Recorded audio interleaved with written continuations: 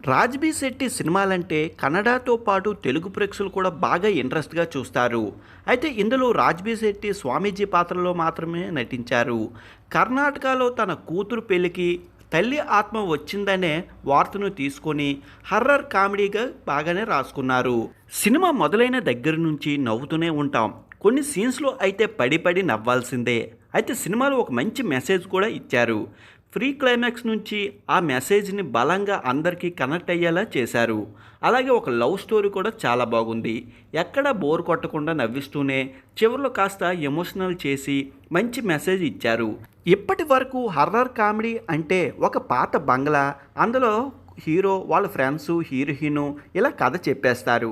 కానీ అసలు దెయ్యమే పట్టని ఒక వ్యక్తి, దెయ్యం పట్టిందని ఊరంతా చేసే హడావిడి, వాళ్ళ భయం మనకు కొత్త కథలు ఫ్రెష్గా అనిపిస్తాయి. అలాగే విలేజ్ బ్యాక్డ్రాప్లో తీయడం, అక్కడ జనాలు ఎలా ఉంటారంటూ రియాలిటీగా చూపించడం ఇంకా కనెక్ట్ అయ్యేలా చేశాయి. అక్కడక్కడ హర్రర్తో భయపెట్టారు కూడా. సులోచన ఫ్రమ్ సోమేశ్వరంను సు ఫ్రమ్ సో అనే టైటిల్కి న్యాయం చేశారు. థియేటర్లో ఫుల్గా నవ్వుకోవడమే సు ఫ్రమ్ సో చూసేయొచ్చు. ఇక స్వామీజీ పాత్రలో తన నటనతో ఎప్పటిలాగే రాజ్‌బీ శెట్టి అదరగొట్టేశాడు. తన పాత్రలు ఫుల్గా నవ్వించేస్తాడు. అశోక్ పాత్ర జేపీ తమిళనాడు కూడా మెయిన్ లీడ్గా బాగా నటించారు. క్లైమాక్స్లో అయితే తన పర్ఫార్మెన్స్తో అందరినీ మెప్పించాడు. రవణ పాత్రలో సనీల్ గౌతమ్ సెటిల్ పర్ఫార్మెన్స్తోనే నవ్విస్తాడు.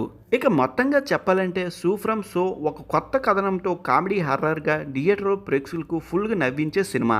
సినిమా అయితే చాలా బాగుంది, బాగా నవ్వుకోవచ్చు. ఒకసారి చూసేయండి మరి.